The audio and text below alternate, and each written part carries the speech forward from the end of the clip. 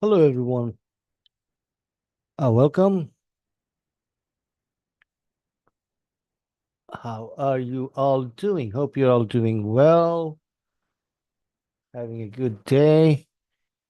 So I'll wait a few seconds till everybody comes in, and we'll get started here in a few minutes. So, uh, this is our, excuse me. Well, this is our weekly webinar replay with the amazing Dr. Elaine Ingham's soil food web system. And we'll get started here in a minute. I hope you're all doing well and having a good day.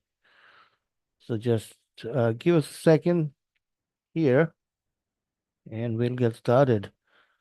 So we'll get the replay going and you'll see the video on your screen. And let me know if everything is coming in, uh, sound and visual. Just type in into your chat. So here we go. Hey everybody, welcome to today's amazing webinar with Elaine. Thanks so much for tuning in. We're a few minutes out from starting, but we just wanted to welcome everybody in. I love these numbers going up 200 to 250 to, it's going up and up and up. But please tell us where you're coming in from. We'd love to know. I'm sure this is an audience coming in from all over the world because I got your messages coming in from everywhere. But yeah, type in that chat box where you're coming from. I'd love to know. I'm out here. This office is in Berkeley. Elaine, you're coming in from Oregon right now. Awesome. I'm in Utah currently. Neil's in Utah. All right, here we go. Molly's coming in from Nebraska. John from Michigan. Brian from BC. Molly from Maine. Gail from Montreal. Liam from San Diego. Tereska, Montreal. Anita, Maryland. Idaho, Iowa, New Jersey. Croatia. Alberta. Jersey. Saudi Arabia. Veruca. Hey, Veruca. Good to see you here. Joseph coming in from Australia. Fanny, Montreal, fantastic. Coming from everywhere, Arizona, New Jersey, Haiti, Melbourne, New Zealand. This is awesome. It's literally every continent is represented here. This is great. Seeing this many people are interested in soil biology. We had over I think it was like 25. Go ahead. Almost 1,000 people live last time. I think we peaked at 900. Yeah, that was exciting.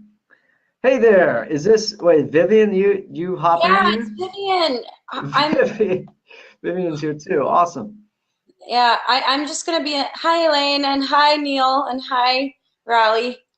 I'll be on the back end answering questions in the comments. Sweet. All right, fair enough. Well, awesome, everybody. We'll get started here. How about we do that? So, Neil, why don't you introduce this whole thing that we're doing? First of all, let me know, can everybody see that presentation to the right? You should see bringing back the soil, reversing catastrophic soil issues at any scale. Neil, can you see that? Elaine, can you see the? Yeah. Yeah, you can see it? Okay, awesome. Are you live? Everyone else can see it? Vivian, what's that? Are we live yet? Yes, we are live. So we're going to get started right now. We're about to start. We are recording right now. So we are live. So, yeah. All right. Welcome, everybody, to Sustainable Design Masterclass's first webinar of 2018. This is our fourth or fifth with Dr. Elaine Ingham, and we've got a really good year lined up. We have the last 2 years, Raleigh and I have focused almost exclusively on agricultural related things, soil, water, agroforestry, gardening.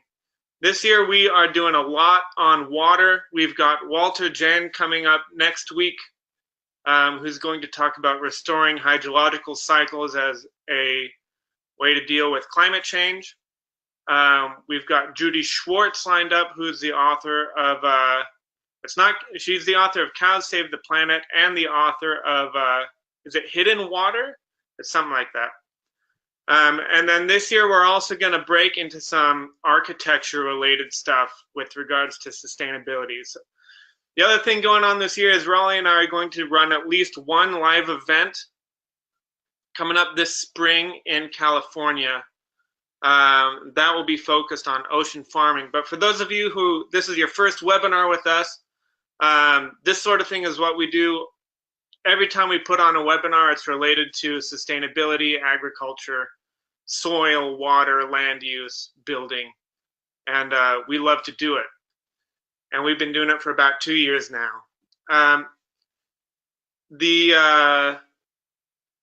If you are on our email list, which most of you should be at this point, but if you came to us through some other way, we will send out this webinar once it is downloaded and saved and edited a little bit, and then that will be free for, I think, 4 days. All right, so it's if you've got someone you want to send it to, if you need to leave early and you want to catch the end, you'll be able to do that as long as you're on our email list. And then you'll also get, we don't send out that many emails, but you'll also get alerts every time we're going to do a new webinar or an event. So get on that. It's on sustainabledesignmasterclass.com. I'm Neil Spagman. I'm the co-founder of this. The guy where it says Wayne Doorband is actually Raleigh Latham. He and I started this together a couple years ago, and Raleigh's going to introduce our guest today. All right, thanks, Neil. Appreciate you showing Sustainable Design Masterclass. First of all, just double checking. It sounds like most people can see it, can see the presentation. Just give me some ones, give me some yeses, just to make sure. For those of you who have trouble with the sound, if there is no sound, just log back out and then log back in, and then that should fix your problem. So I'm saying yes, you can see the presentation. Awesome.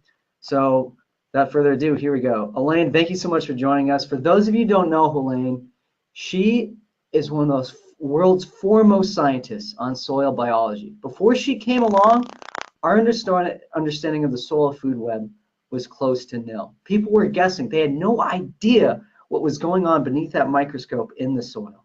Elaine has put almost 5 decades of her life into soil biology research, 45 years of life of research into the soil food web, of research into soil biology. She's been the chief scientist for the Rodale Institute. She's the founder of the Soil Food Web Incorporated and the co-founder of the Environmental Celebration Institute. To this point, she's helped thousands of people whose lives depend on the land to restore their soil biology. She's helped farmers, landscapers, ranchers. She's launched a whole movement of soil biology restoration. So I am absolutely honored to bring her on, because we need her knowledge about how to restore the soil going into the future. So go ahead, Elaine, take it away. And again, it's an honor to have you on. Oh, Elaine, I can't quite hear you at the moment. Oh, thank you very much, Raleigh. Oh, now I can hear you. Okay, Enjoyed having. Uh-oh. Now begin. Okay. Takes a little lag time there to switch over. Okay. So thank you very much, Raleigh, for that introduction. I really enjoy having the opportunity to spread knowledge about soil. And of course, we have to do this job of converting the dirt that has been produced when we do conventional agriculture. We've got to get that dirt back into the form of soil. And so bringing back the soil, we're going to be talking about new examples of where we have gone out and done conversions. And so, of course, though, we're going to do a little bit of background and make sure everybody is up to speed on what I mean by the soil food web, what I mean by converting dirt back into soil. So if I could have the next slide, Raleigh. It's up to Raleigh to do the switching. There we go. Okay, so we're going to be talking about the soil food web, and this represents the soil food web. It's kind of a who's eat who picture. It's the flow of carbon and nitrogen, phosphorus, sulfur, magnesium, all of those nutrients through this web of biology. And we need to understand what the feedback is from these microorganisms back to the plant. How do these creatures in the soil help grow plants? And so Mother Nature has been doing this system of growing plants for approximately the last 3.5 billion years on this planet. And so as rooted plants came into existence on this planet, this nutrient cycling, soil structure building, organic matter, balance, equilibrium, if you will, has been in place long before plants existed. So plants with roots have only existed on this planet for about 1 billion years. So plants didn't have to have the enzymatic abilities. They didn't have to have a nutrient cycling system because it was already happening.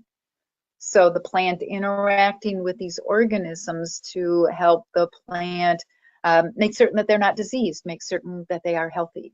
So these are all quick things that I want to quickly talk about before we go into the examples.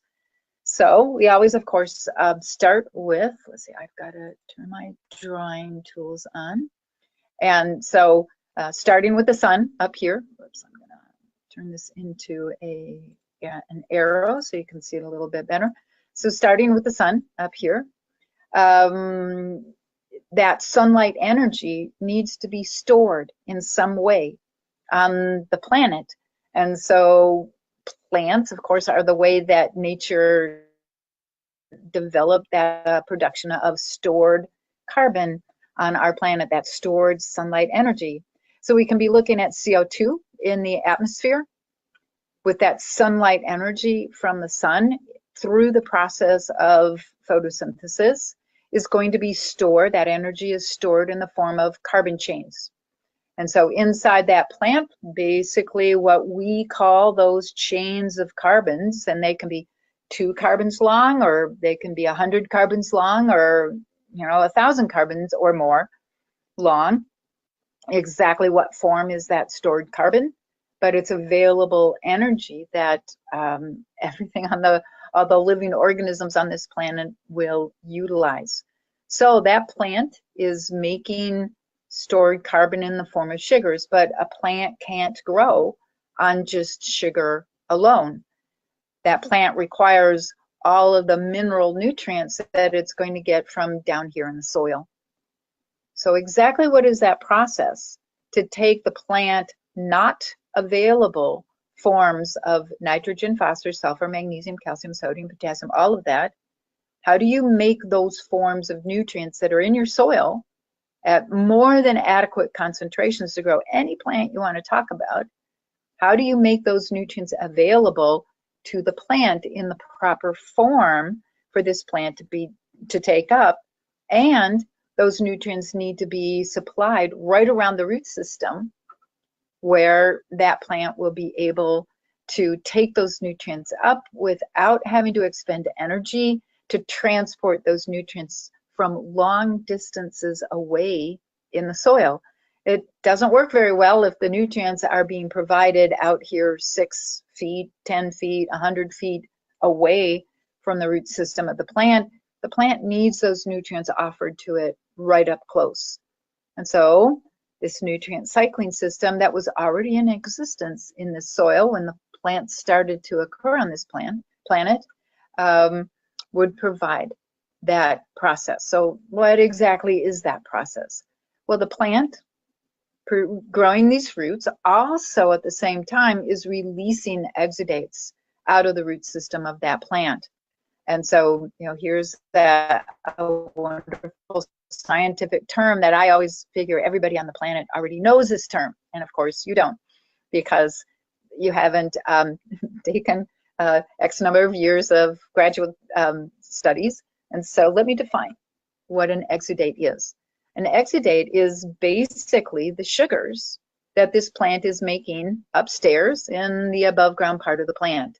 So through the process of photosynthesis, the sugars are made in various sizes and lengths, and those sugars then are transported below ground, partly to grow the roots, but 50% of those exudates coming down into that root system are going to be released out into the soil in the form of sugars and proteins and carbohydrates. Well, sugars, we all know what those are because, you know, if you think about your kitchen, you walk into your kitchen, white sugar, brown sugar, honey, molasses, all those different forms of different kinds of sugars. And your plant's releasing some of those sugars, whatever sugar it puts out, the bacteria. So here are the bacteria down here, or the fungi are going to be using those exudates coming out of the root system. Well, a little bit of that exudate is protein. Well, okay, what exactly is protein? Well, it's things like eggs and cheese and milk in your kitchen. So if you were making a recipe of cakes and cookies, you're going to put sugar into your bowl. You're going to put some proteins, the eggs especially, the milk, into that bowl. And you're going to put a little bit of carbohydrate. Well, what's carbohydrate in your kitchen? It's flour.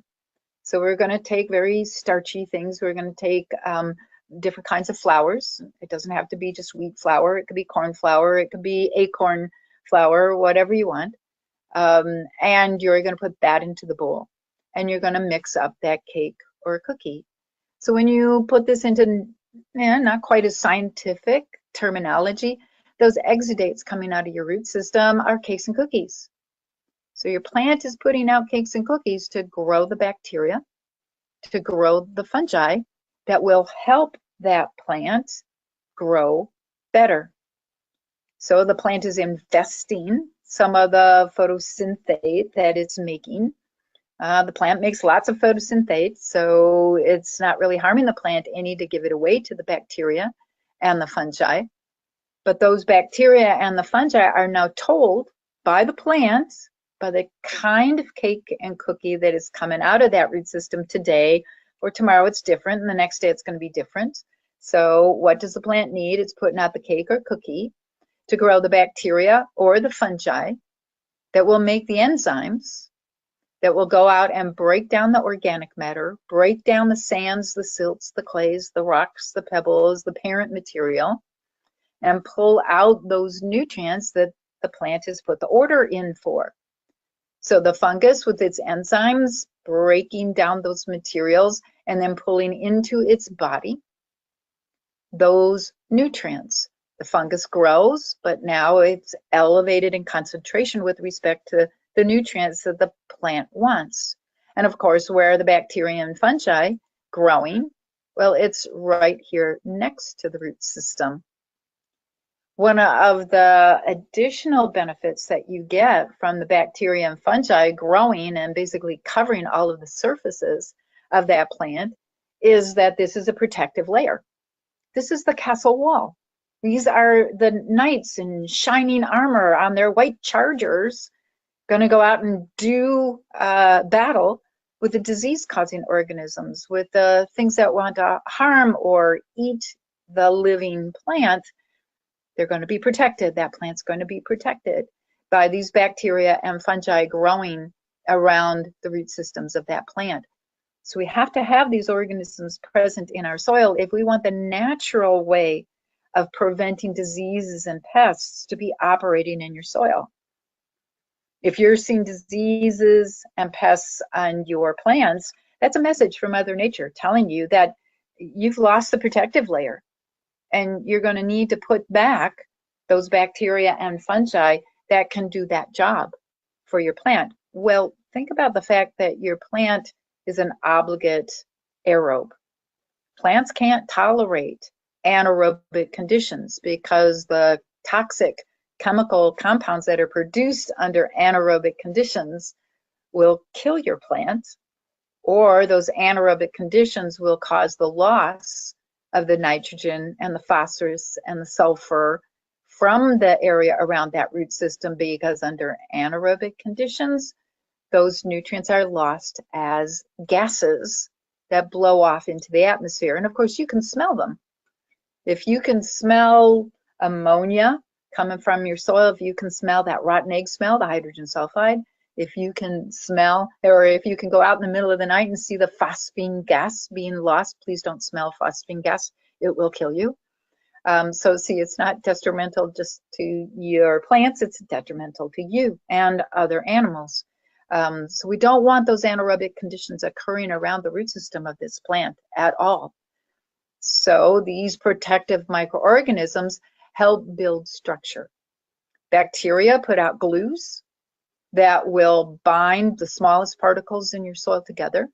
Fungi grow as threads in the soil, and just like string around a bunch of packages, the fungi will bind the micro aggregates together into larger aggregates, macro aggregates, and that builds structure to allow water to infiltrate into your soil and be held in those larger pore spaces formed by the larger creatures in our soil. In addition to allowing water to infiltrate deeper into the soil, you're also going to get oxygen moving down deeper into the soil. As soon as there's space in that soil, so the airways and passageways and hallways built by the bacteria and the fungi, forming those micro and macro aggregates, the root systems can grow down deeper into the soil. Depends on exactly which plants you're growing, how deep those root systems will grow, but it's one of those things you might want to monitor and make certain that your plants are putting down their roots as deep as they possibly can go.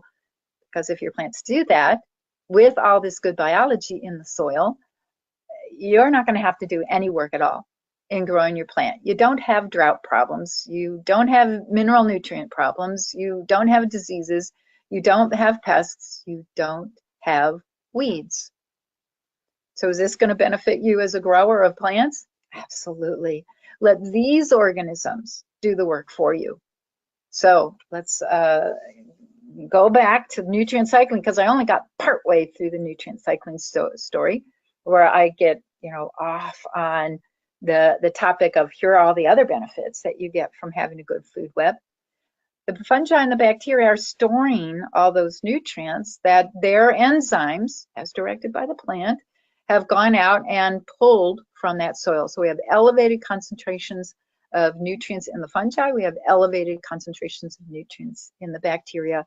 There are no organisms on this planet with higher nutrient contents than these microorganisms. So doesn't help your plant though, does it? Because all those nutrients are held in the bacteria and fungi. So how do we get the nutrients out of the bacteria and fungi and back into a form where your plants can take up the nutrients? We have to have the predators in the system. The predators of the bacteria and fungi, of course, are the protozoa.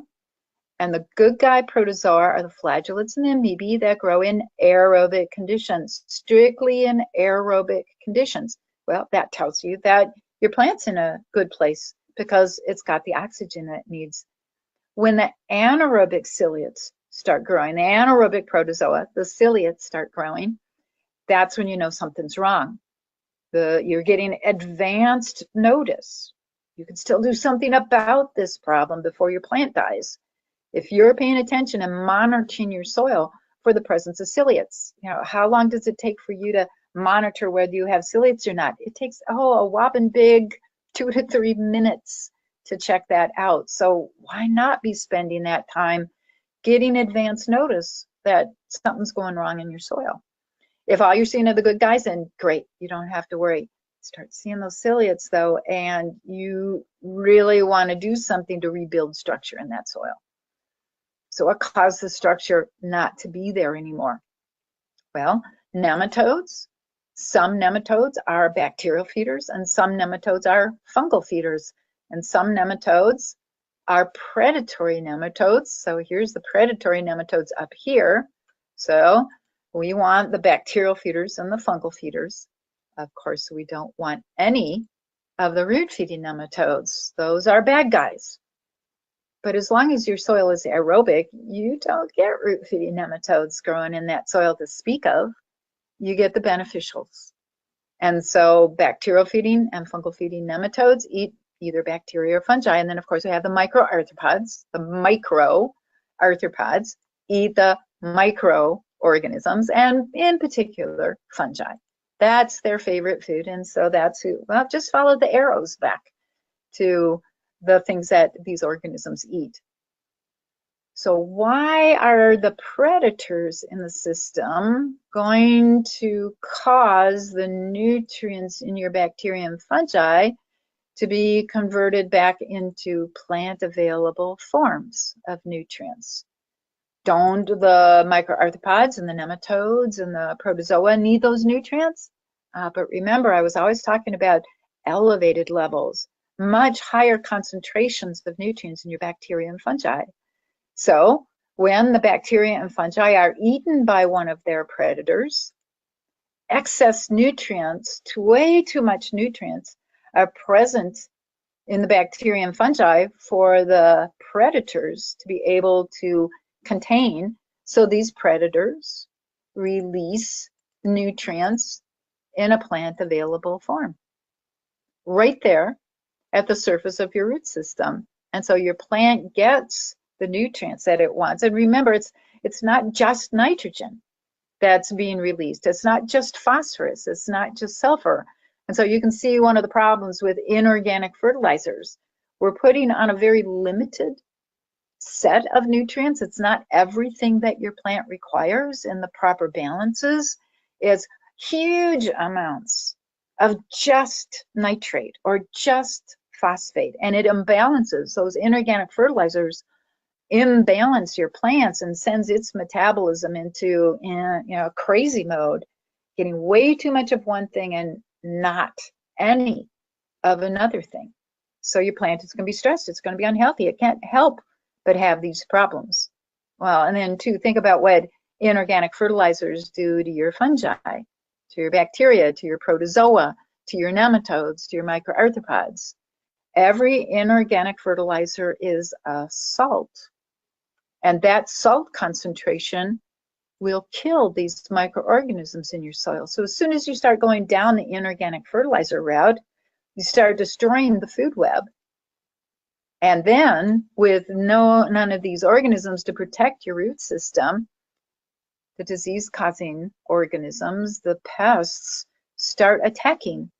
And the pests and the diseases don't attack just the below ground, they move above ground. And they start causing problems above ground as well. So how do you reverse this? Get the biology back into your soil. And that's the how of that is what we're going to be demonstrating with more examples, more and more and more examples every time we have one of these, giving you more examples. And if you watch enough of these talks, you'll probably figure out the system that you need to be using for your own property. So let's go on to the next slide, if we could, Raleigh, which just lists all the benefits that we can get from having this food web properly balanced for the plant you want to grow. Now, some plants require mostly bacterial-dominated soils, not a lot of fungi. You need lots of protozoa, lots of bacterial-feeding nematodes, but maybe not so many of the fungal feeders. When we get further into succession, the more later successional plants, vegetables, row crops, we need a lot more fungi. Still bacterial dominated, but we need a lot more fungi. And I'll go through this again later in the talk today if I talk real fast. Perennial plants need fungal dominated soil. So you see there's a shift. And so we've got to match that up. And when we match that up, then you get all of these benefits where disease suppression, we've talked about that. Get the biology, protecting your plant surfaces, and not just your roots, above ground as well, on your fruit, on your seeds that you're growing. You need that biology. Well, and so you apply a foliar pesticide. What happens to the biology that's protecting your plant? It's gone. And now open infection court for other diseases and pests that come along. And so now you're going to have another disease. You're going to have another pest that starts to take over. So you put on more pesticide and you kill more organisms. And so you've got to put on more of those toxic chemicals. And of course, because you're applying those toxic chemicals, you're absolutely obliterating the biology that should be doing the protection. So it's kind of what I call, because you start with a little bit of toxic material and you've got to put more on. And okay, more toxic materials taking care of your problems, right? But it's leaving you with no protection. So you've got to put more of those toxic chemicals on, and then more on and more on. And isn't that the definition of a moron farmer? Because you're going down that pathway to, well, hell. The road to hell is paved with good intentions. So let's try to give the benefit of the doubt. This was done with, good intentions, but where did it end us up? We've got to put this biology back into your soil. So we suppress disease. Remember, when the bacteria and fungi are being fed by the plant, they're making enzymes and they're pulling all these nutrients that their enzymes are pulling out of the organic matter in the sense of clays, rocks, and everything else. They're storing them. They're not leachable. They won't be washed away. Bacteria and fungi aren't washed out of the soil. So we retain those nutrients. And then when they're eaten by the protozoa, the nematodes, microarthropods, now those nutrients are available to your plant. These bacteria and fungi, the protozoa and nematodes, help decompose toxic materials. What if your soil does go anaerobic in some places? How are you going to get rid of those toxic compounds? Well, that takes the aerobic bacteria, fungi, protozoa, nematodes. The food web has to come along and do its job, building soil structure. So lots of benefits from having this food web in your soil. There are some other smaller corollary additional benefits that we can get from the food web, and we'll talk about them a bit as we go through some of the examples today. So the next slide, please. Now, when you go back in time and you try to figure out how did we end up going down this cute little pathway of the chemicals, the toxic chemicals destroying the biology in the soil. Well, when you do agriculture, we want to make a nice smooth seed bed. We want to have, pretty uniform surfaces. And so, back when we started doing agriculture, what you do is till. You want to put a furrow in the ground to drop your seeds into. How many times a year did people till way back when we started doing agriculture? How many times a year did they till? Well, once, to put the seed in. And, then you cover the seed over and you let the crop start to grow. And at first, in any soil, typically, if it's a good, decent soil, the first, 10, 15 years, you've got all the benefit of that good biology that's in the soil. You don't need to put on inorganic fertilizers. You don't need to put on pesticides or insecticides or any of those things. The biology in the soil is doing pretty good. But with each tillage event, even though you're only doing a little bit, you're maybe not tilling the whole thing. You're just tilling those furrows. But with each of those disturbances, you are killing organisms. Unless you're putting organic matter back in there and an inoculum of these organisms, when you get to 10 to 15, 20 years, you've done enough damage that you start to see a problem. So it takes a while, especially if you're putting organic matter back into the system. If you're leaving residues on the surface of your soil, it takes a while for the damage to become apparent. But enough disturbance for long enough, even back in the Mesopotamian times, back in Babylon and all those initial ancient civilizations, eventually they do destroy the biology in their soil. So, next slide if we could. We're going there, you're going to see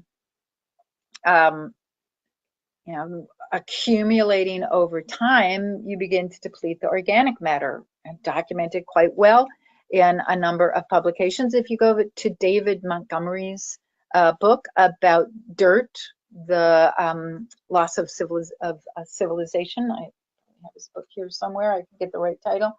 Well, it's a very good discussion of ancient civilization after ancient civilization, that when they started doing agriculture and they started to till and every year and not replenishing their soil, they start to see problems.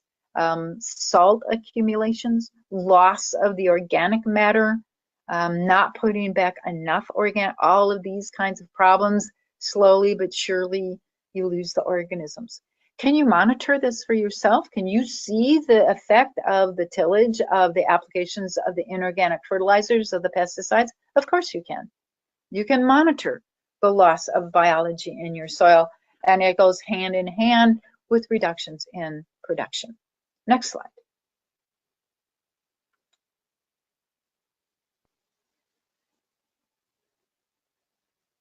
I'm not moving on. There we go. I have to warn you a little bit in advance of when I need to have it turned. So as you have tilled and tilled and tilled at the same place for a long time, you start to build hard pans, a compaction layer that water cannot move through. You accumulate the salts that might be in your soil at that hard pan layer, and especially if you start using pesticides or inorganic fertilizers, it just accelerates this problem. But if you go back through the process of ancient civilizations, once they started to see a loss of the biology, they didn't know it was a loss of the biology, but as they lost that biology, they started putting on manures. Now, if you're collecting manure from out in the field and bringing that manure, putting it on your field that needs to be tilled, that's not so much of a problem because you're getting all of the biology from the undisturbed areas in barns. And what do you do with the manure that is coming from the barn? That's going to be very high in salt quite often. It's going to be very anaerobic, and now you're spreading these problems out on your soil, and it accelerates the loss of the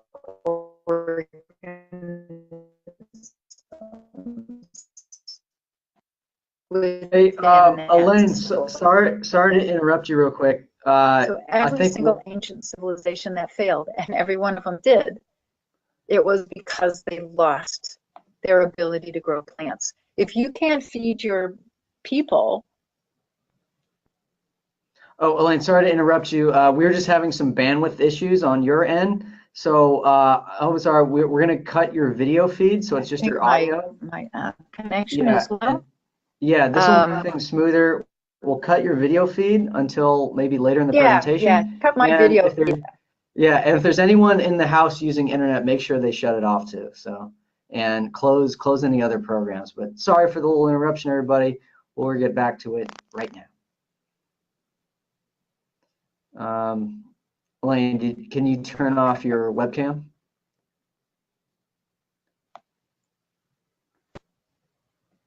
All right. Okay. Next slide, if you would, please. Okay. All right. Her webcam is still on. Elaine, can you click and turn off the little webcam button below the orange arrow? You see that? Looks like a little camera.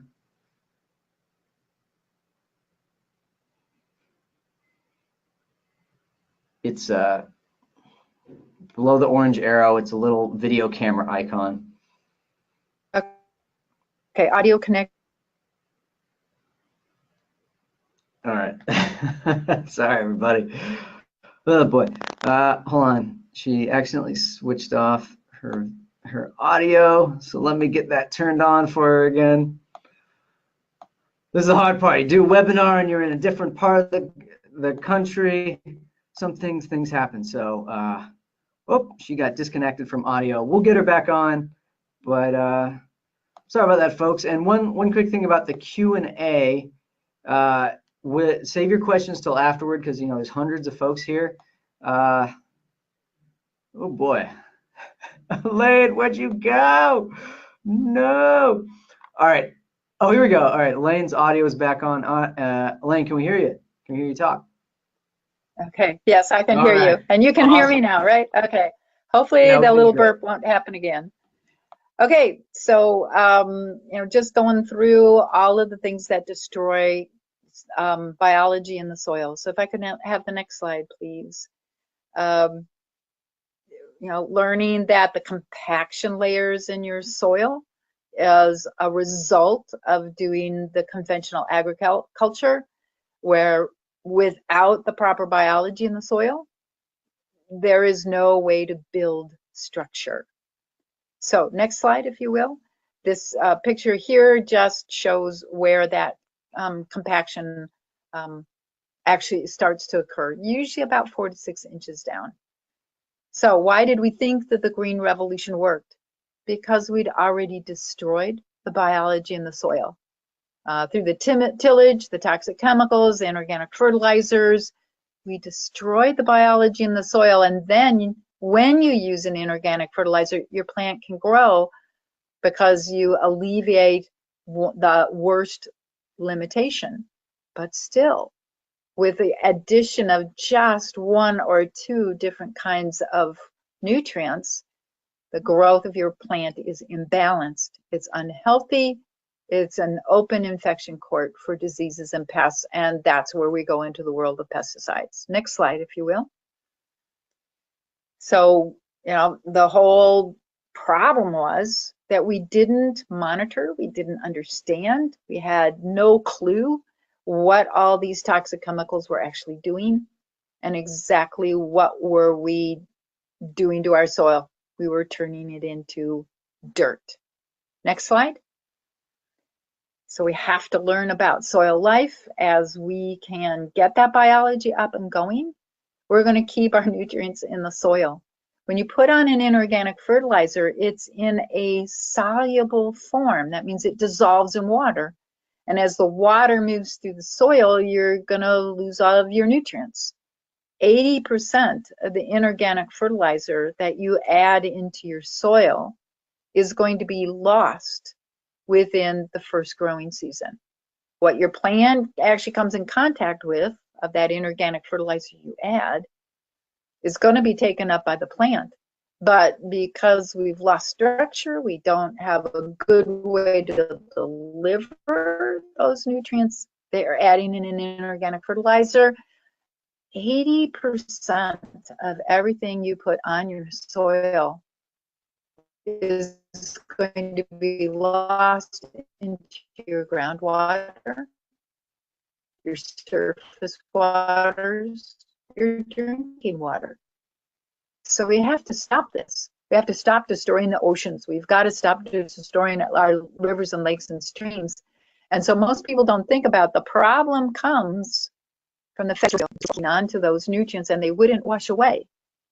But a lot of people don't quite grasp the concept that all these different kinds of inorganic fertilizers are salts. They dissolve in water, and that's the definition of salt. It dissolves in water. It's a fertilizer, it's going to dissolve. 80% of it ends up not doing your plants any good. So let's keep going. Next slide. We've got to go back to having the organisms pull those nutrients out of the soil, those nutrients that are already present in your sands, your silts, your clays, your rocks, your pebbles.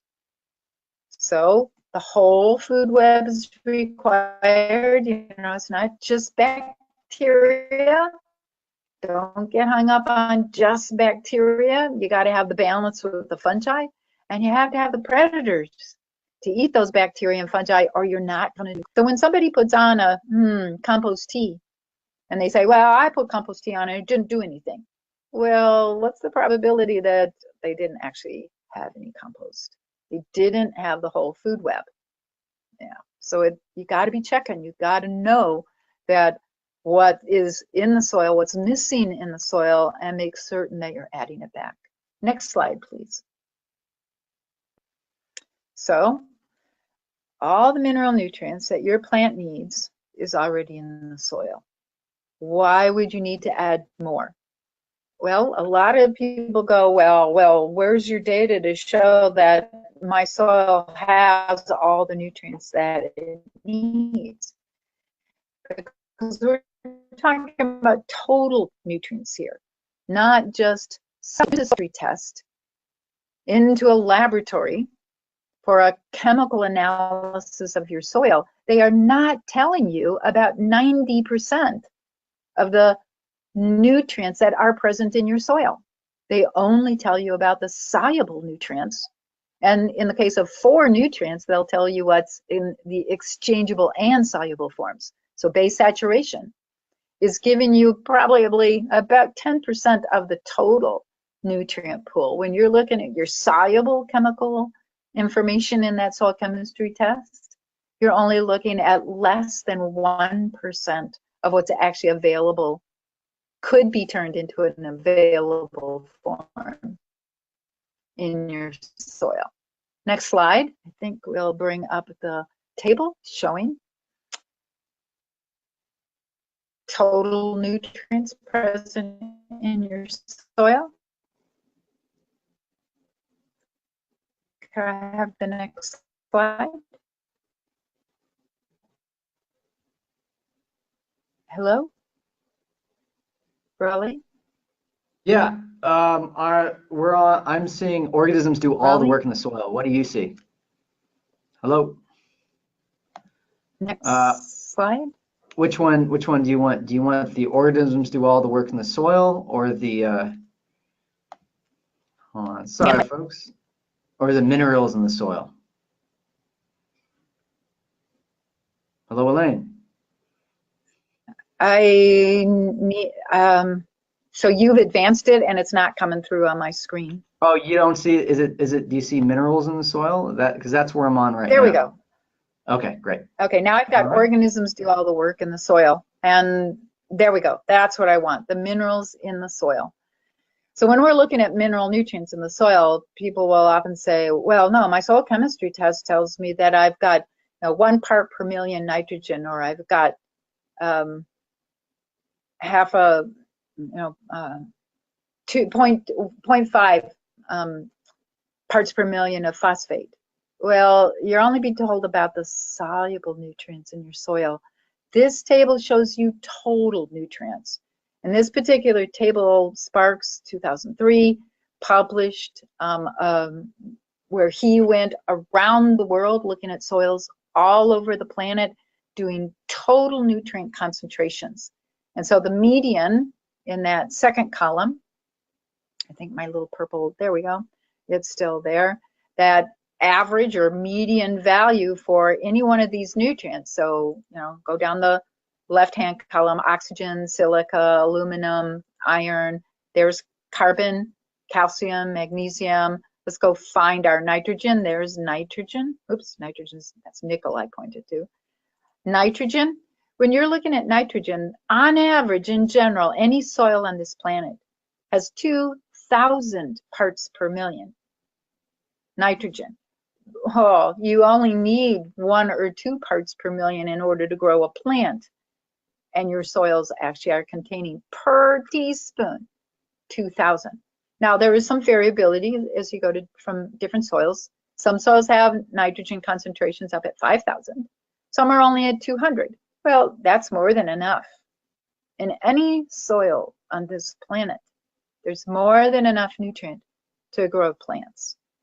But these are not plant available. You have to have the biology in your soil in order to pull those nutrients out and convert them to a plant available form. So this is why we have to have the food web present in our soil. So if I could have the next slide. Organisms do all the work. So the next slide.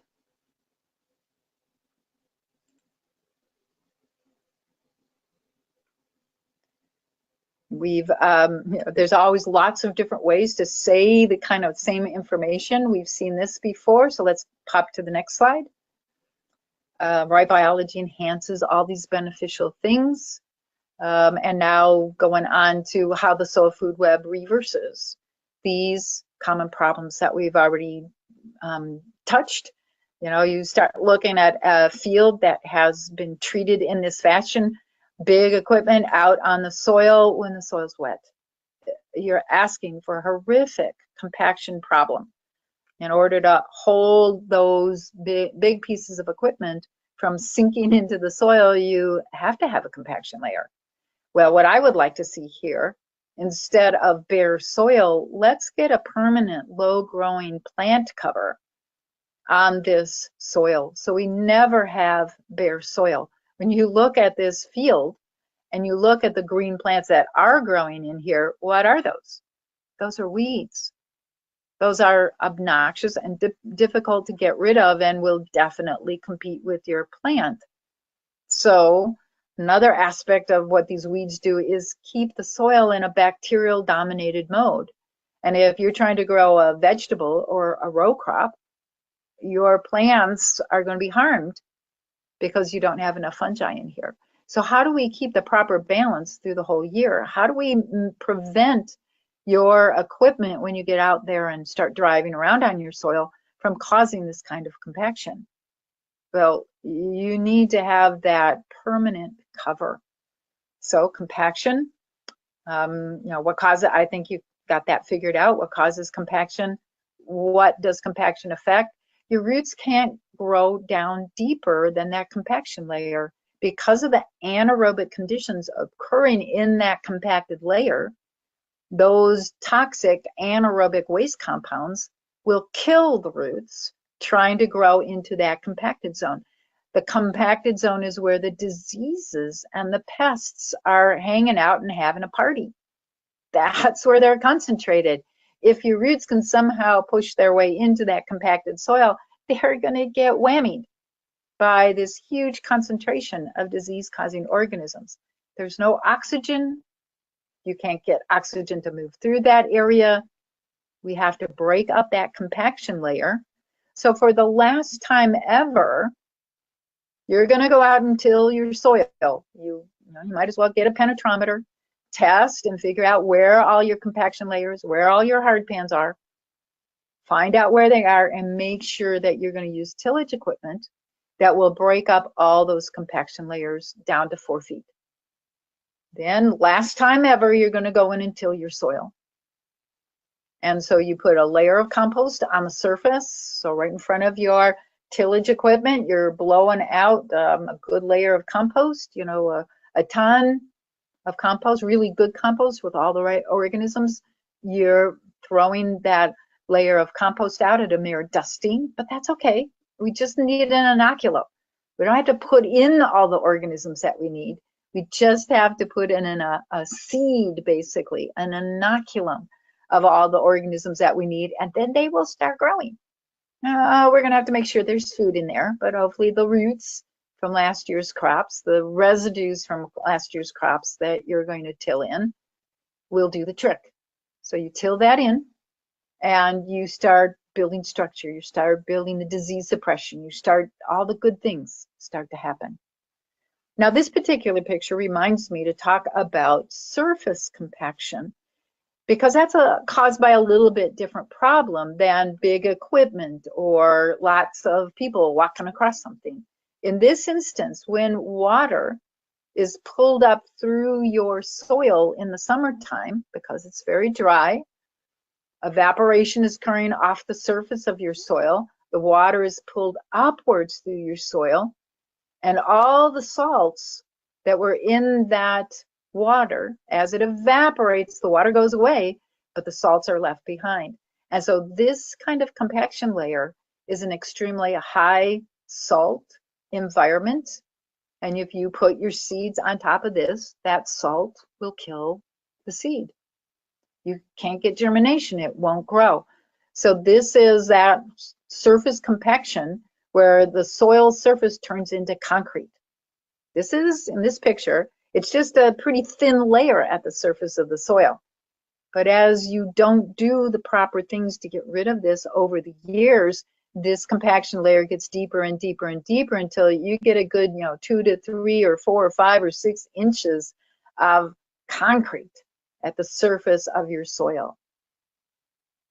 Because as evaporation is gone, you lose the salt, you lose the water, but you don't lose the salt, and it concentrates at the surface. How do you deal with that?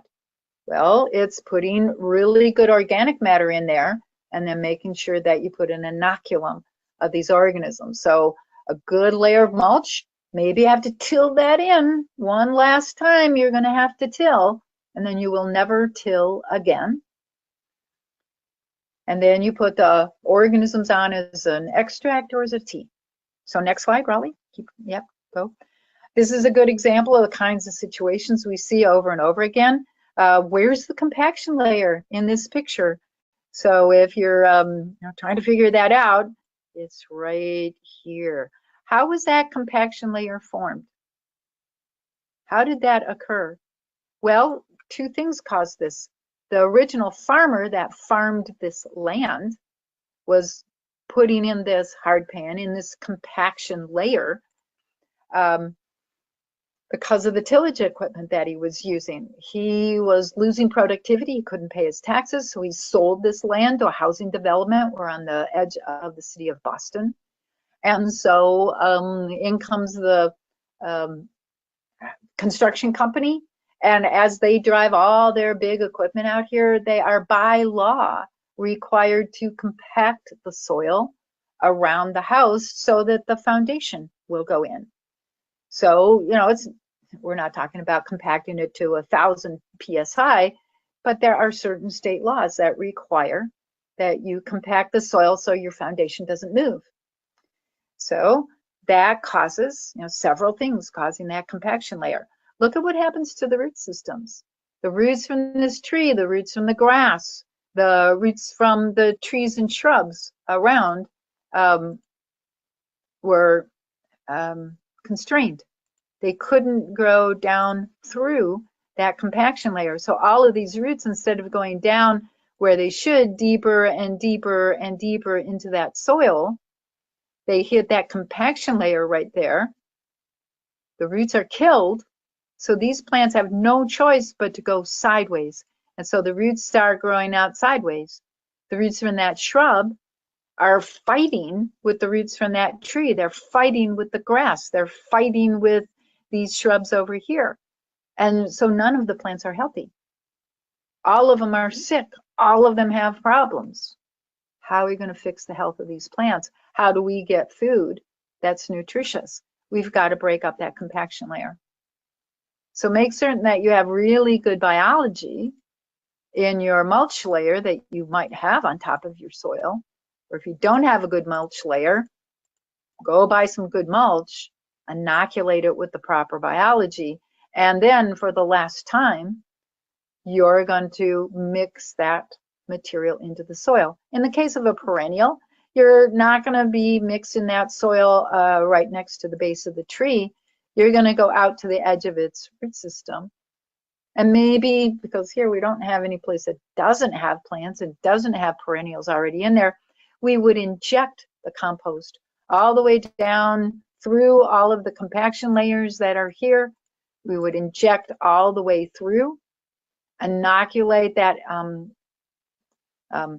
soil with the compost extract or compost tea, all the way up to that profile. We would spray it out of our injector, put a good dose up here on the surface so that we're sure we're putting as much biology all the way through that soil.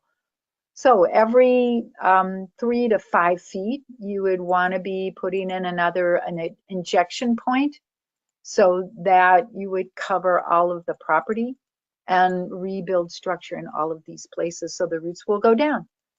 How far can the roots of that tree go down? How far down do the roots of the grasses go? How far down do the roots of those bushes go? Well, that tree, this particular variety, ought to be going down at least 100 feet. The shrubs should be going down 50, 60 feet.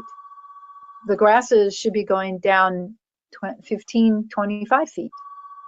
So you can see all of these plants are severely compromised because of the damage done to this soil. So we have to fix that. Next slide. How far down can root systems go? You can go as, here's an example of a grass planted by Hendrika Schraven in really good, well-structured soil. The seeds were put in July. And in July, germinated, started growing. It was mowed just before this. We dug a great big PVC pipe going down through the soil, pulled out with big equipment, took the PVC pipe off, washed that root system. And so you can see that in 3 months, the root system of this grass in healthy soil goes down a full 4.5 feet. By the time this plant is a year, 2 years old, this root system should be down at 15 to maybe 25 feet. Do you have to worry about drought? No. Do you have to worry about weeds? No. You have to worry about, do you have adequate biology to maintain this type of growth? So some of the tools that we need to be using. So keep going, next slide. When we look at weeds, these are some results of weeds, where one of my favorite ways to do this is to split my field in half. And at half of the field, we just maintain the chemical applications, the toxic biology, the conventional system, no added biology. We're adding the same amount of carbon, we're adding the same amount of nitrogen with and without biology. But this one side has no added biology, the other side has the biology. And then we go through and we weed everything. So there are no weeds on either the no biology or the plus biology. And then we stop weeding for the next 2 weeks. And we come back in after 2 weeks and we measure the amount of time that it takes for us to weed the no biology side as compared to the plus biology side. And so when you look at these data, it's taking 30 minutes as compared to 5. It's taking 45 minutes as compared to 10 minutes. It's look down at the kale. What kind of soil do you want? Something where the weeds are taking over and burying your kale. We couldn't even find the kale plants in most instances after 2 weeks. Whereas on the no biology side, no weeds to speak of. I think there were 3 weeds, and so we give the lowest value we can. So all the benefits. Next slide. Trying to get to my examples. So here's an example of a situation where, here's in a grape vineyard. We had a vineyard that had lost all of the grapes early in the spring due to a late frost. So they weren't going to be growing any grapes, so they allowed us to come in and cover everything in this vineyard so that we had 70% coverage with the disease-causing fungus called Botrytis cinerea, black spot. And everything was covered, so we knew everything was going to become diseased if we didn't do something about it. So we had a section where we just applied water to the plants, and we showed, what's the result of not having any control at all when we make certain that the disease is there. The next section of that vineyard, we applied 10% biology on the leaf surfaces. Was that adequate? We put 50% into the next section, 70% coverage in the next section, 100% coverage in the last section. And so what I want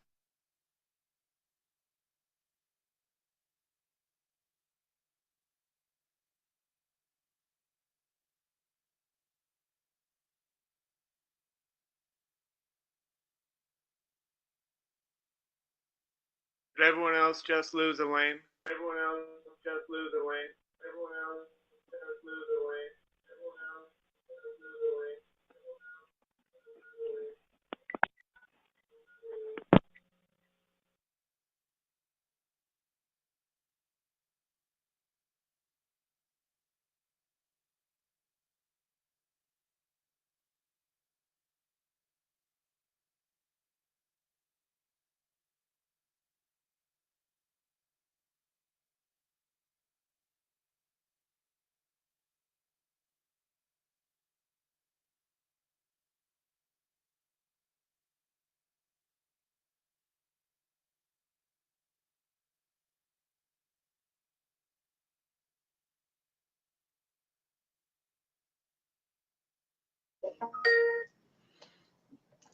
Hey, Elaine, for some reason I got... Raleigh, Hey, the so I whole got thing kicked out for some too. reason. I got kicked out too. The whole thing dropped out. Yeah, okay. Well, luckily people are trying to log back in. God damn it. I'm not sure what the hell happened there. Okay, hopefully we'll be able to resurrect this thing. All right, Elaine's coming back in. What just Sorry, happened, Rob? everybody. I'm not sure. It just kicked everyone out. It said some other organizers in, and then everyone got kicked out. We will not use this software in the future. God damn it. All right, well, luckily she's hopping back in. Sorry, everybody. That's really lame. All right, who is in the staff here? Okay, for some reason. Yeah, I got kicked out too, Raleigh. I think everyone Yeah. got kicked out. Yeah, okay. All right, the You thing gotta is, check out who. sorry, everybody, we're gonna get back to it. Can everyone hear? All right, you didn't get kicked out. It said switch to Zoom in the future. Yeah, for sure. Okay, can everyone? All right, everyone's hearing. We're gonna kind of. All right, we still didn't lose, folks. We're gonna see if we can resurrect this presentation.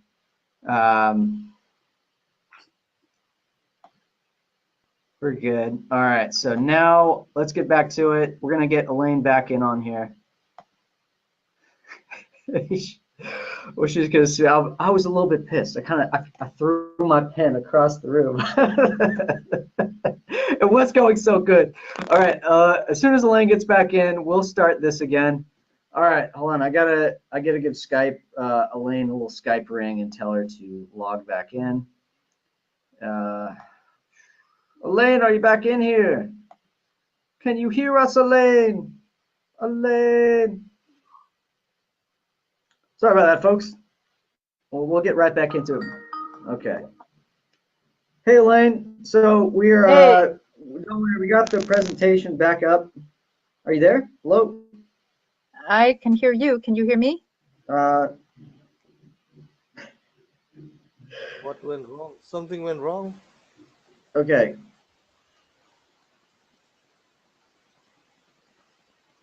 Hello? Hello? Hey, Elaine. Okay, so you just need to click the log. Oh, she's back. Okay, great. I'll get off my Skype. Okay. All right. Oh, well. Okay, Elaine, can you see the screen? The screen right now has a picture of a mountain and a lake on it. Okay, so let me switch this back. Give me 1 sec. I just need to get this presentation back up. Okay, can you see the diseases are outcompeted Yep. screen now? Yep, there we go. Got it. All right, everybody, we're back to it. We only lost 50 people, but it's all good. Thanks for sticking around through our crazy, crazy errors. Hopefully that didn't screw with the recording at all. So yeah, sorry, Elaine. Yep. So I'm real sorry about that. I don't quite know what happened, but this example with the grapes, we're looking at the 50% leaf coverage. You can see that if we don't have adequate coverage with the biology on the leaf surfaces, that the diseases will take off and cause problems. So the 0, the 10% coverage, the 50% coverage, we lost all of the leaves on the plants. 70% coverage, 100%, absolutely no disease that we can find at all. So when you're dealing with these kinds of problems, we need to be making certain that the biology is covering these leaf surfaces adequately. And the way we have to test that is to look at your compost, extract your compost tea going onto these leaf surfaces. It would be a tea.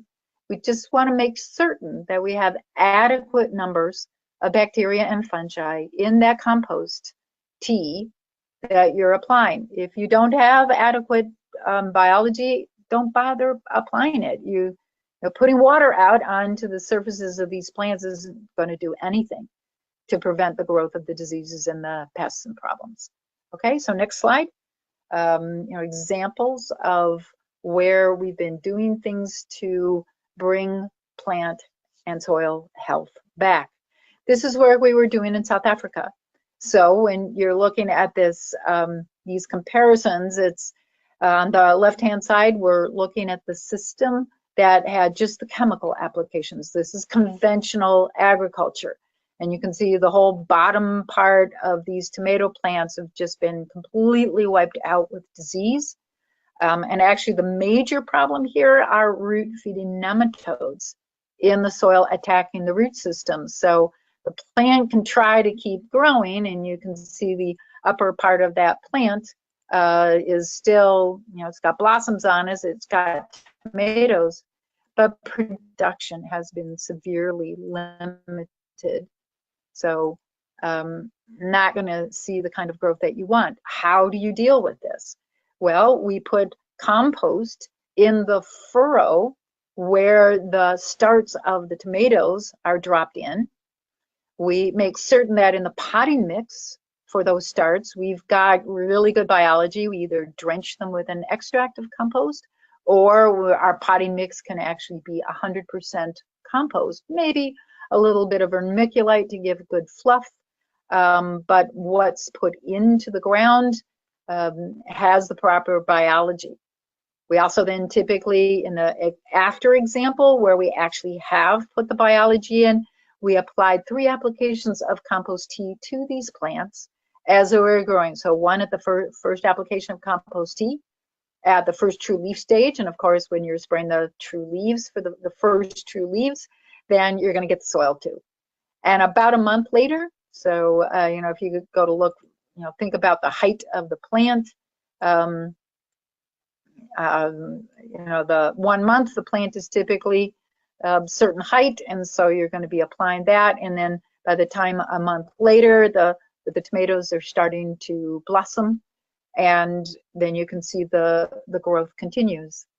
Notice that the plants in the after side are a little bit shorter than the plants in the before side, because you've got to remember this plant is trying to escape the disease. It's trying to escape the problem. So all of this area, they've lost production, and the plant now is growing taller and taller. But the production, the tomatoes produced, are significantly less.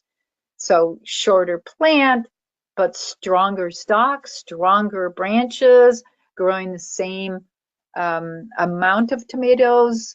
Actually, we about tripled yields here, if I remember correctly. So an example of how we get the biology into the soil in the first growing season and start to see this improvement right away. Next slide. So we're looking at Komodo dragons here. This is some work at Woodland Park Zoo, which is up, I believe, in, I can never remember, it's either Portland or Seattle, Washington. And with the Komodo dragons, these are interesting creatures. They are from tropical systems. They are very neat and tidy animals. They have a latrine. And so all of the animals in this area will poop and pee in one place. Well, you can imagine that that gets pretty disgusting rather rapidly. And so in the park, in the zoo, they had to send people in every week to clean out all of that area, remove all of the fecal material, all of the wet sand from the urine, pull it out of the cage, and then come back in with sand and put all the sand back into the latrine. And they had to do that every week to keep the diseases and the flies and things like that down.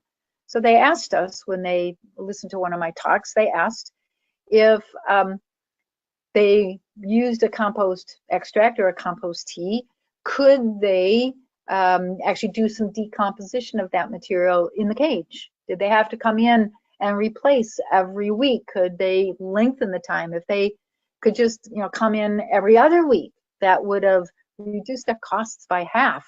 And imagine as a human being walking into the cage, making sure that the Komodos are all in the other part of the cage. So, because if you've ever been bitten by a Komodo dragon, you realize some of the most horrible bacteria on this planet live in their mouths. If you're bitten by a Komodo dragon, you are probably going to lose that limb due to the gangrene that results. So you want to be careful with these guys. So who's going to undertake this job? And how much are you going to be paid for it? Yeah, this is hazard pay. And it's not a very pleasant job.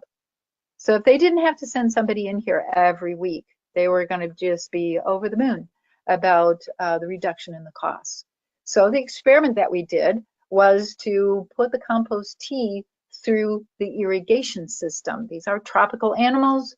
They, it typically rains every day. The temperature in here is kept up around 85 to 90 degrees.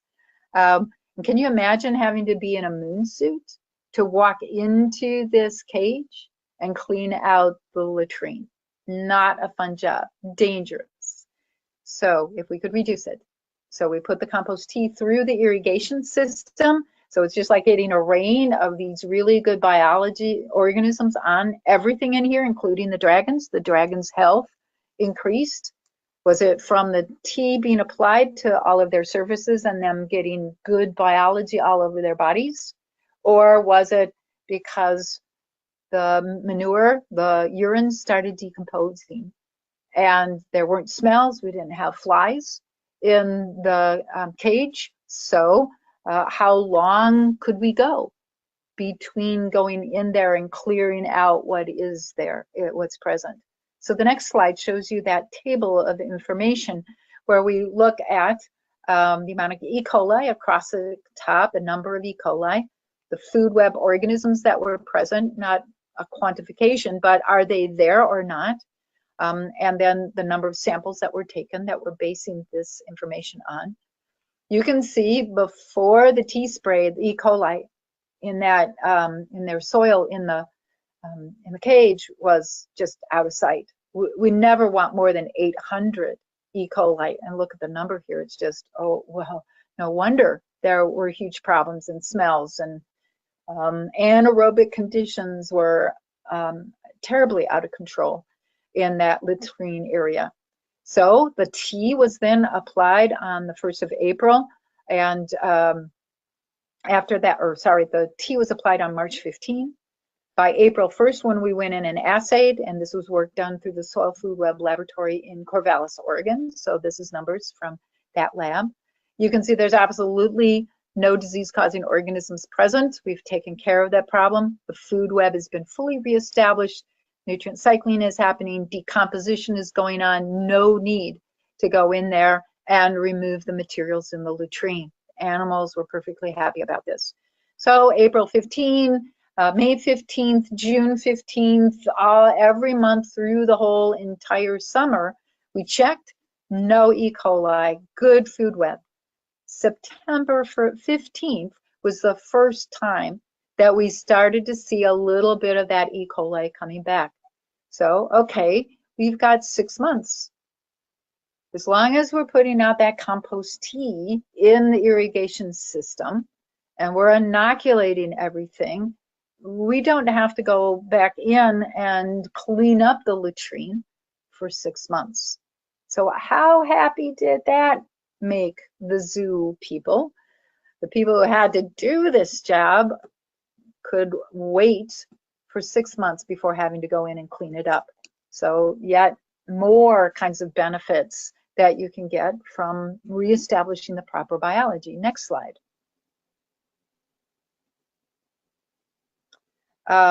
We can break down pesticides, herbicides, fungicides, the whole 6 yards with soil biology. So there's a lot of data starting to come out in the scientific literature showing the breakdown of these toxic chemicals. In some instances, we have to go and find the right microorganisms, both bacteria or fungi, both in many cases. For example, with the synthetic herbicides like clopyralid and imprellis. Synthetic herbicides, how intelligent is this? Because those herbicides, if they're not broken down, they're going to remain in the environment, and when their concentrations get so high, they're going to start being taken up by the plant. And now we've got herbicides inside the plants. We're seeing the same thing with Roundup, where the glyphosate is being taken up by the plants when the glyphosate concentration gets to be so high in the soil. And now that means you are eating glyphosate. What does that do to your digestive system? So we need to break down, and it sometimes is difficult to find those microorganisms when we're dealing with synthetic herbicides, but we can find them. Anything on this planet can be broken down by microorganisms, but sometimes we do have to go looking pretty hard. Otherwise, these organisms are pretty much in any good, healthy soil. So make certain that you've got a good, diverse set of microorganisms. Get those multiplied out in your compost piles. Apply them onto your soil. Make sure that the soil is good aerobic conditions. Let these organisms build structure so oxygen goes as deep as it possibly can. So water goes as deep as it possibly can and can be stored in the structure of that soil. And we will break down these toxic chemicals. Next slide. So lots of stories can be told here as well. So by repairing the soil biology, you can get the right conditions to grow the plant you want. Next slide. What does your plant need? So now we're going to talk about the successional process here. What we note is that when we're dealing with bare soil, the only thing that might be growing in here would be weedy species, very early successional plants. We have to build that whole food web. So we've got to go through and we've got to build all the way through the bacteria, the fungi, the protozoa, the nematodes, and that can take a while to get that started. We'll jumpstart this by making compost that has all of these organisms doing the nutrient cycling so that we can jumpstart to wherever it is in this successional cycle that you want to go. If you want to grow weeds, you know, there's your fungal to bacterial biomass ratio, very strongly bacterial dominated. You're going to get compaction. You're going to have high nitrate levels, which is perfect for growing the weeds. Well, if you don't want to be there, we've got to increase that fungal biomass. We've got to increase all of the food web, but especially fungi, because now we want a fungal to bacterial biomass ratio. That's a bit more fungal, still bacterial dominated, but we set the stage to grow things like bromus, Bermuda, the cole and kale crops, the brassicas. Non-mycorrhizal plants belong in this category. Not enough fungi to support a population of mycorrhizal fungi. So we want to keep building that food web, higher and higher numbers, and more strongly fungal dominated if what you want to grow are the mid-successional grass species like your lawn, like your vegetables, your tomatoes, your potatoes, your celery, your carrots, your lettuce, your cucumbers belong in this category. These are typically mycorrhizal, or in many cases what we find is that they are facultatively mycorrhizal. If the plant needs help, it will allow colonization by the mycorrhizal fungi.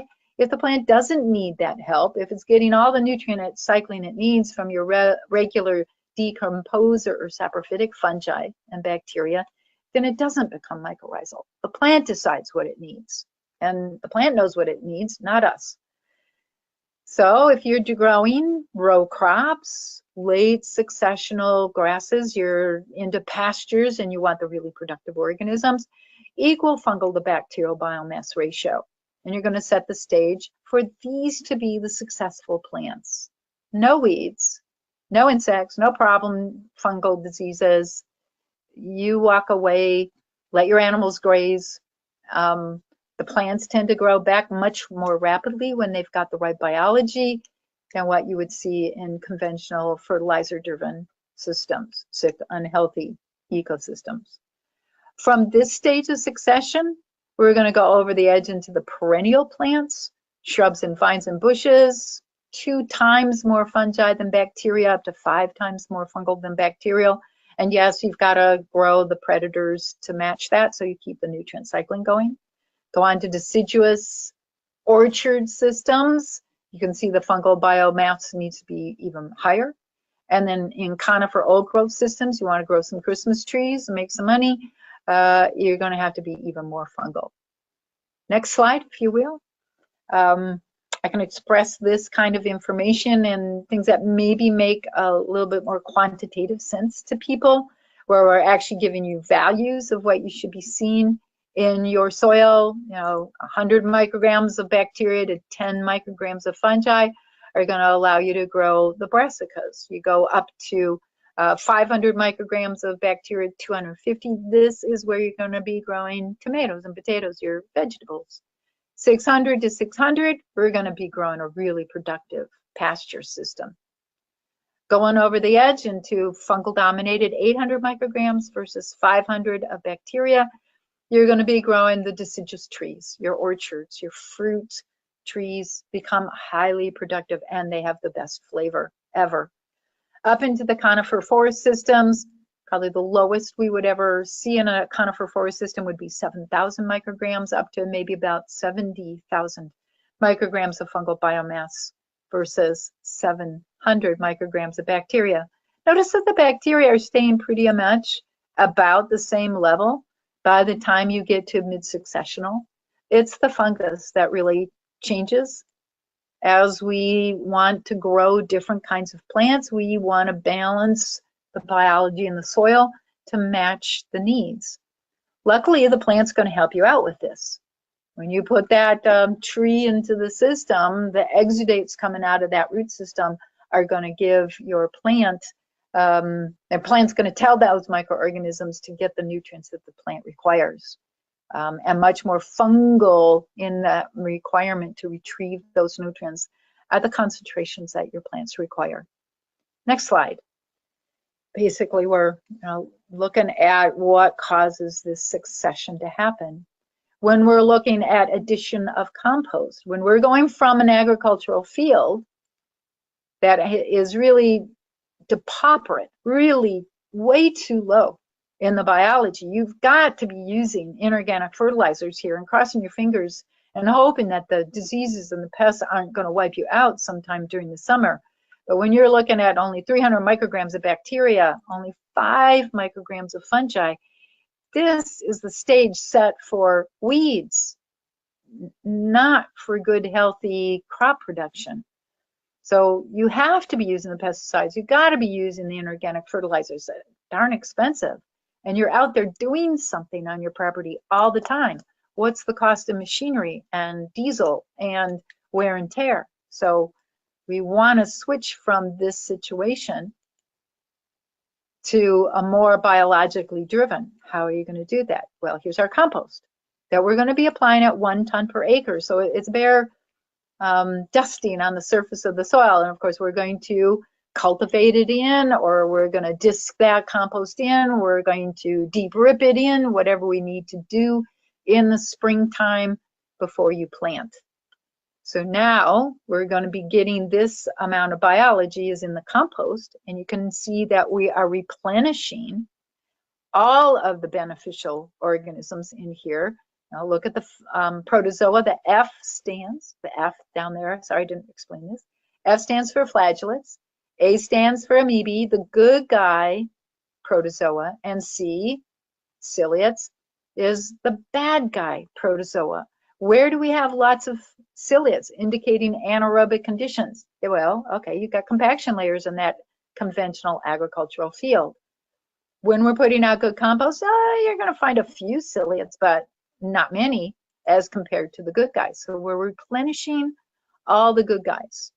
Notice the difference in the species of bacteria and the species of fungi as compared to the conventional system. There's like nobody at home in the conventional system. And those species of bacteria that are present, the species of fungi that are present in that conventional agricultural field are the diseases.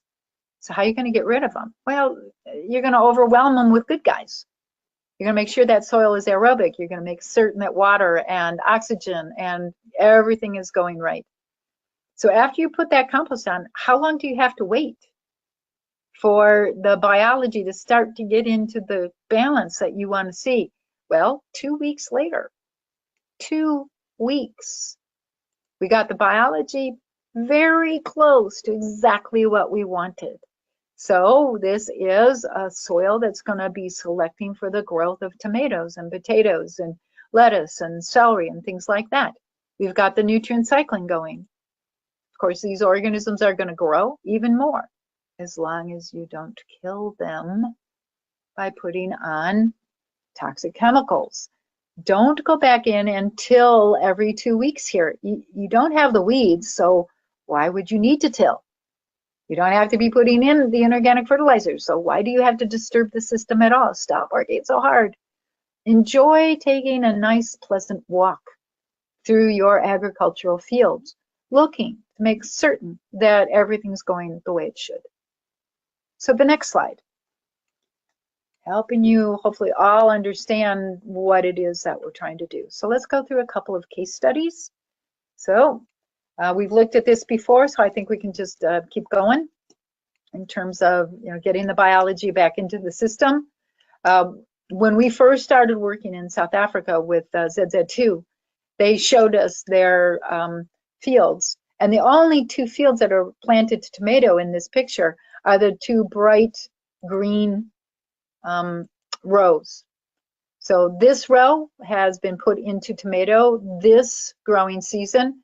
This row has been, this is the second year in tomatoes. And look at the disease that's starting to happen in areas in this row.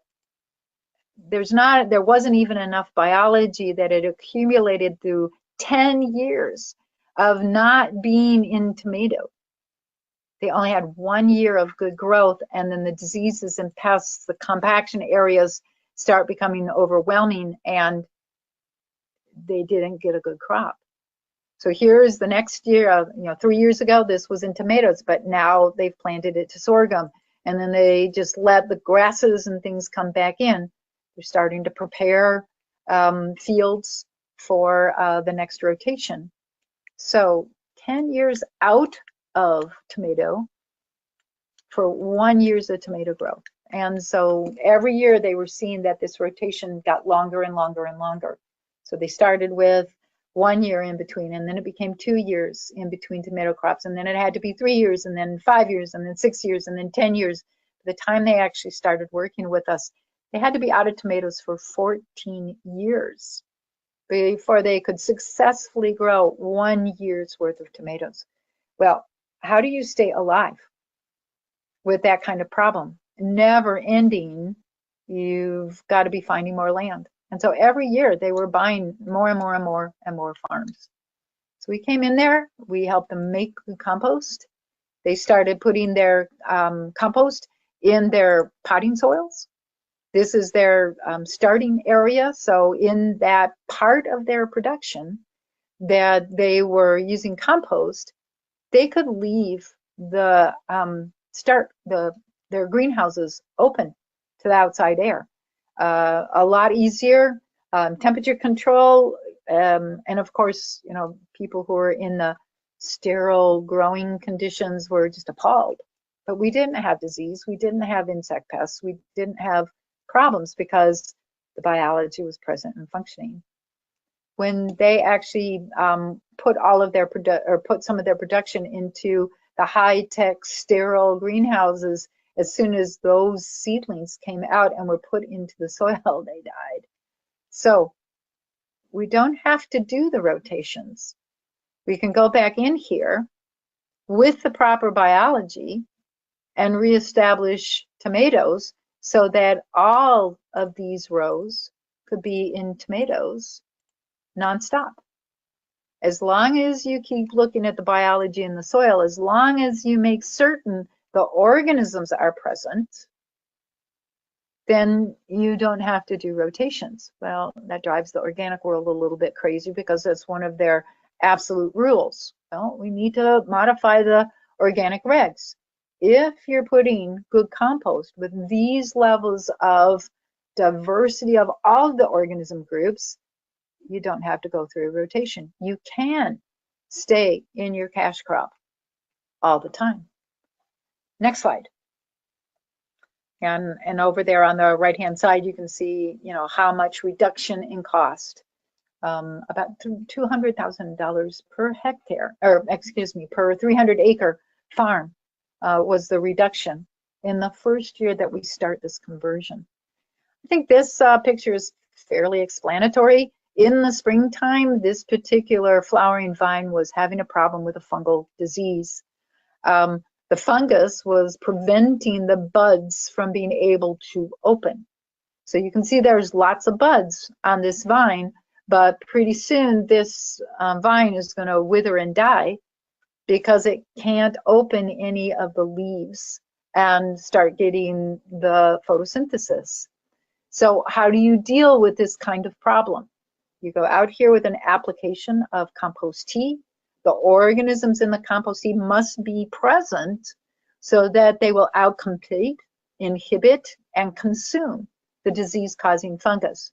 So that when in the course of just a few days, it goes from really looking horrendous, it's going to die.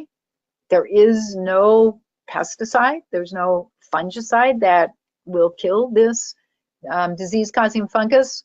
Put the biology on there, and you got a good, healthy vine in no time at all. We've repeated this kind of work in New Zealand a number of times, in Australia. You know, it works when you recognize what the problem is and how easy it is to fix this problem. Pesticides won't do it. Biology will. Next slide. This is a case study from Todd Harrington on Governor's Island, and I'm probably going to spend the rest of today, this lecture, going through this. So you get me for a few extra minutes here because we had the problem with the sound. So this is Governor's Island in New York Harbor. Todd is down there in the picture, standing next to me at the end of the project. This was an island where they had army barracks that were put up in, basically, I think it was the Civil War era, barracks for enlisted people to stay in. Through World War I, they utilized those barracks, but World War II, they were getting pretty disgusting and pretty worn out. By the time the 1960s, 1970s rolled around, all those barracks were condemned. What do you do with them? So they tore all those barracks down, crushed up all of the brick and the concrete, everything was crushed up. And then these three big, well, they call them mountains, three big mountains were put together. And this is an artist's conceptualization of what these three mountains are going to look like. You know, maximum height is 70 feet, but when you're in New York Harbor, yes, it's a mountain. Next slide shows the start of this process. So building the hills that all this vegetation is going to go in on. So in the middle of this mound is all of the rubble, the concrete, all of the materials that were ground up and just put into this big pile. Looking across the way at the second hill, there's the hill, and you can see what's starting to grow on there. Weeds, because what's the fungal to bacterial bond mass ratio in here? There are no fungi, there are no protozoa, there are no good guy nematodes, there's bacteria.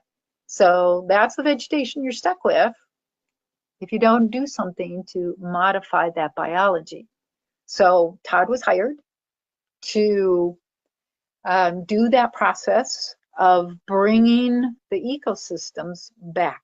So they studied the ecosystems. Which ecosystems do you want? So they wanted some grasslands. They wanted native grasslands. They wanted native shrublands. They wanted deciduous forest. They want conifer forest. And so they mapped out where they wanted all of these things. But think about the fact that everything started from this. And now we're going to develop all of this biology. If you can go to the next slide, please. So, yep, you know, the area was dirt before the start of the project. So there's no biology. What do you call this? It's dirt. You can see how rapidly erosion is starting to happen as well. What is actually comprising this material? It's the rubble in the middle of the pile, and then on top of that they put a layer of what they called engineered soil. soil. There's no biology in there.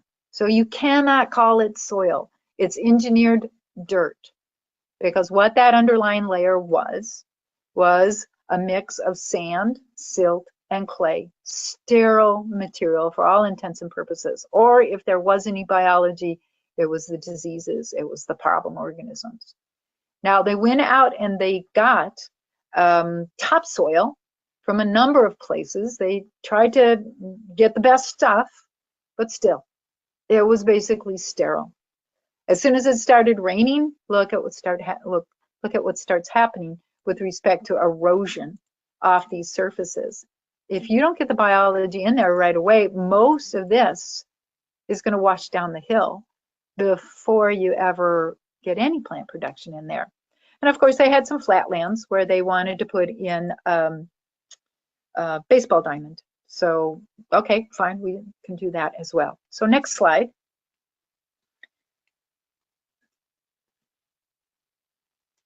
The topsoil and the organic matter were brought in from offsite. So the organic material, the topsoil that was really not great biology, brought in and mixed with the compost. So next slide, I think, shows the compost. And we're making, now this shows, putting the soil out, and the biology is going to be put on top of that. So compost being spread on the surfaces, and different kinds of composts in different areas, because like this would be a native grassland, this would be a shrubland area, this would be deciduous forest. So all the different kinds of soils going out, mixing in the compost. So the next slide, I think, is the explanation of the, okay. So this is on top of that soil that had the biology in it, we're actually putting the trees. So the trees were bought from nurseries. We made sure to soak those, the roots in compost tea with the right biology and mycorrhizal fungi. The planting holes where the plants were going to go in had compost put at the bottom, and then drenched that compost and filled up that hole, the potting hole for the plants, filled it up for about 1 inch of compost tea, and made certain that that compost tea moved into and it was absorbed by the soil below where that plant is going to be dropped into the system. And then the plants are covered. A layer of mulch went in around those trees. I think this is before the mulch went in, so you're not seeing that mulch go on top. So making certain that those root systems will have the best chance ever to get the proper kinds of organisms around those root systems. So of course, these were deciduous trees, so we made sure that on the deciduous trees, it had a fungal to bacterial biomass ratio that was up around 5 to 100 times more fungi than bacteria. Where we're planting conifers, we made certain there was even more fungi, so that these plants would have a chance of surviving in this really horrific dirt.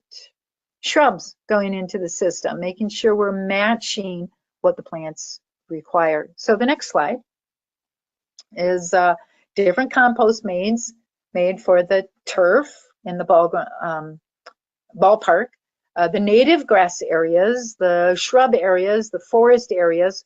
So different kinds of composts being made.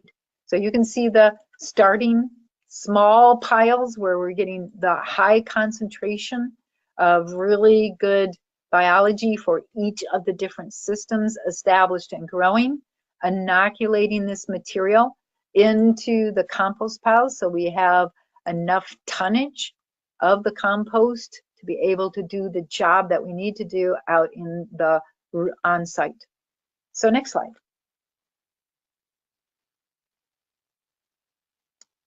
Brewing the compost extracts and the compost tea. So here are some of Todd Arrington's tea brewers that he was using. Geo tea brewer is what he liked a lot, and does a fantastic job. The sprayers that were being used. So in these sprayers, good mixing inside, getting the compost extract and the teas out as rapidly as we can so there is no loss in quality, going from where we're brewing and extracting the compost, getting the biology into a liquid form, and then they're sprayed out. Next slide should show some spraying happening. Yeah, there we are. So you have to be careful that the pump on your sprayer isn't crushing and smashing and destroying the biology. So you have to be checking the equipment that you're using, and you can see applying compost tea to the surface of the shrubs. Well, and of course, some's going on the ground as well. So you're helping the soil as well as making sure that you're establishing the biology on the surfaces of those plants. And you can see the downtown area of New York City because we're out there on Governor Island, right in the middle of the New York Harbor. If you look at that first picture, the Statue of Liberty is just to the left in this picture. The right-hand side, looking at a little bit further away, looking at the slopes that we're dealing with, getting the shrubs established on the slopes, some of the trees established. So all of this is included in the study and showing how rapidly within that first year, all of these different ecosystems are being started and being successful. Next slide. Some of the native grasslands right here. So this is in 2016. So now this is a year later from the photos that we showed previously. And standing at the top of the highest hill, looking back towards, I think that's Brooklyn in the distance. And you can see the different areas again. We've got the native grasslands here. We've got the parkland. So the baseball diamond over here.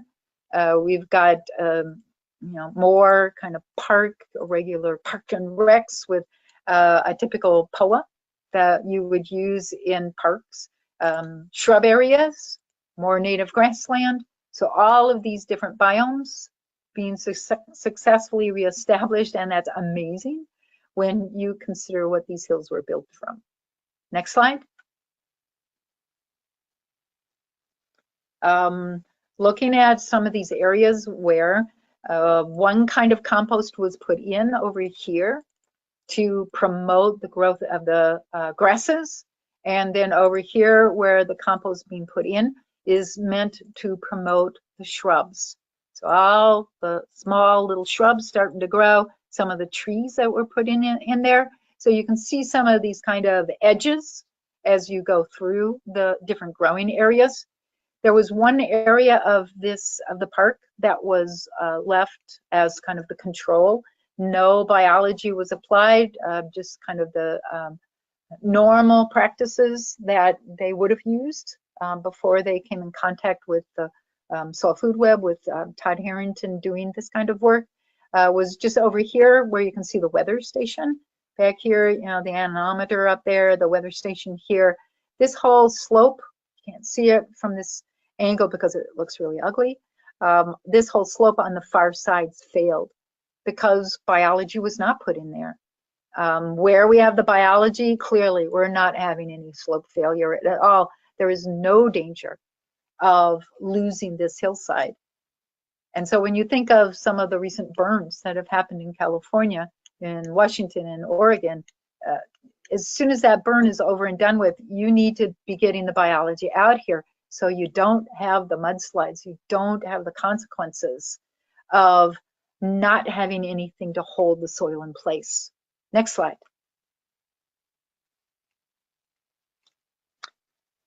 Just another picture from that same hilltop this year.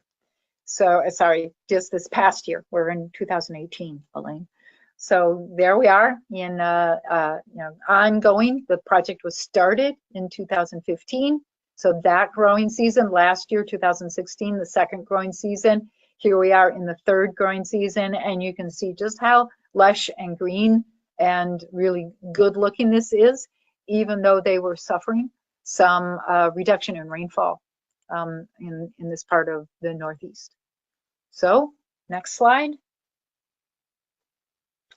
Just more pictures of the success. The trees are moving right along. When you think about the fact that these were planted 2 years ago, they're doing pretty well. So next slide. All the different areas. Just a reminder of where we started in 2015 and where is a slightly different angle. You can see more of the steepness of this slope in the today picture, but there is no danger of loss of this hill slope. The biology is holding it in place, and then of course the trees, the vegetation is feeding the biology to make certain that everything thrives. Next slide. More pictures of the different biomes that they're dealing with, the native grasses with some native shrubs, just the native grassland. So, all these different variables, getting the biology in there to feed the plants. It selects for the plants you want. And so you get the plants you want instead of weeds, instead of problems. Next slide. So there are a lot more case studies. We have consultants that are willing and capable of working with people on your scale program in your part of the world. So, get a hold of us. We do have the list of the consultants on the Environment Celebration website. We've just updated to our new website. So I think it's online, or it's very close to being online. I'm not sure which one it actually is, but lots more pictures. We take the success stories that each one of the consultants does, and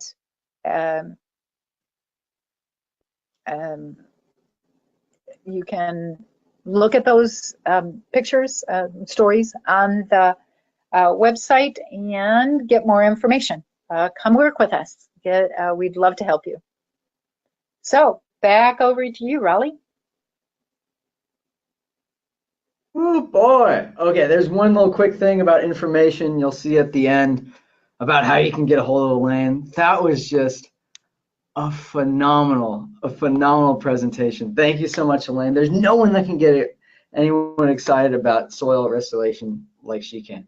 Give me 1 sec. I gotta make sure I don't spend too much time here.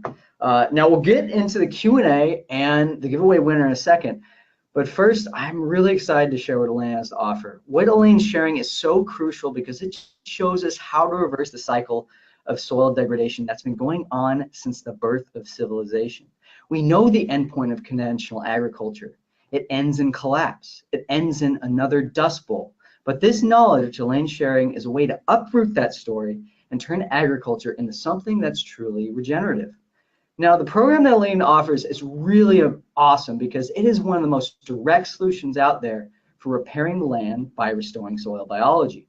These classes, the Life in the Soil classes, we'll get to that, will show you a scientific, systematic way to stop that system of soil breakdown and transform your land into its ideal state. These classes will show you how to read soil biology, how to understand how it works, and repair it to a level of fertility that might have been missing for generations.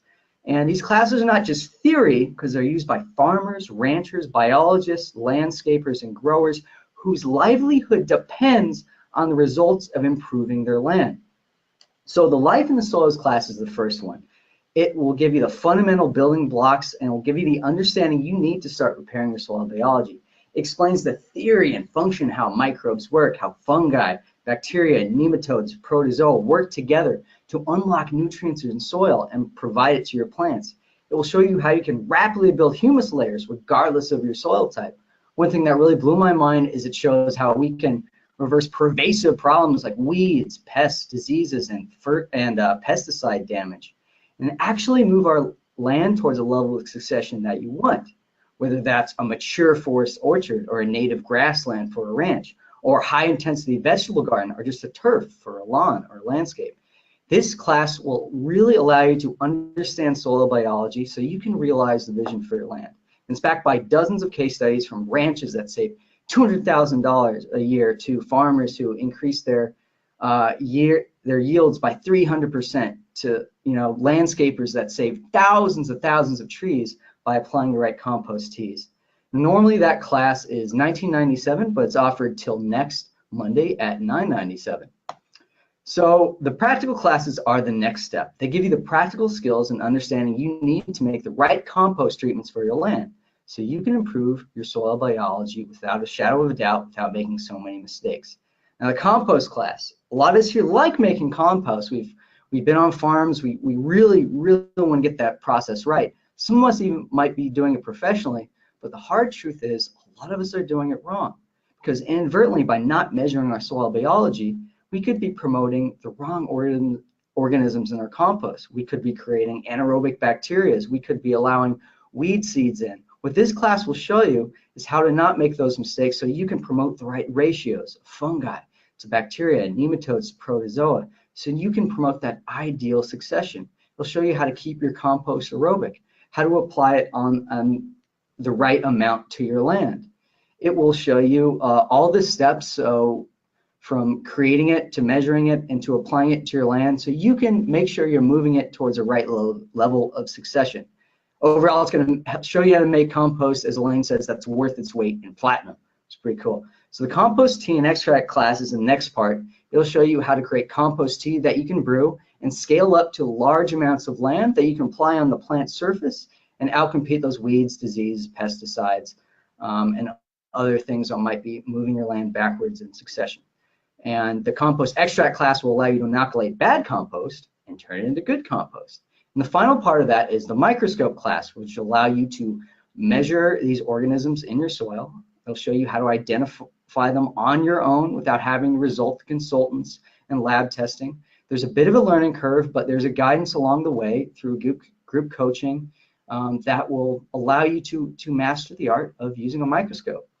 Now, altogether, these classes are $1,500, which is half off. It's more than $1,500 off the normal price, or they're $500 individually, and they're offered till next Monday.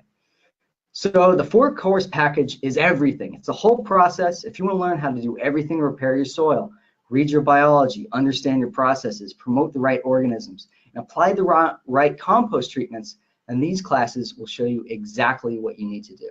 Now, normally these are $5,000, but they're offered until next Monday at $24.97.